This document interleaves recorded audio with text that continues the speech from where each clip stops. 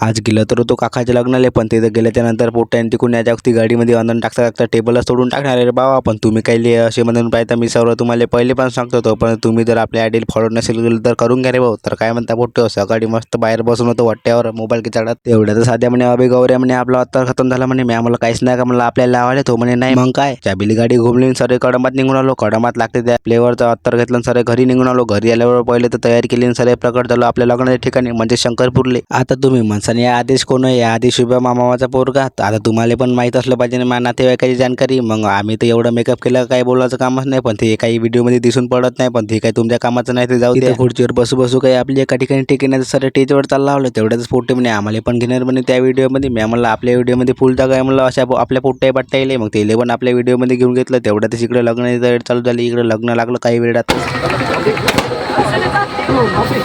मग इकडे फोटोग्राफर लागले मस्त नवरी नवरदेवाचे फोटो काढायसाठी. म्हणलं आता आपला काही इथं थांबून फायदा नाही, चाल जेवण करायसाठी. सर इकडे जेवण करायला आलं मस्त बढ्या बघा. आम्ही जेवण केलं, सर स्टेजवर चालला लावला आमचे फोटो काढायसाठी. 3-4 फोटो काढून घेतले.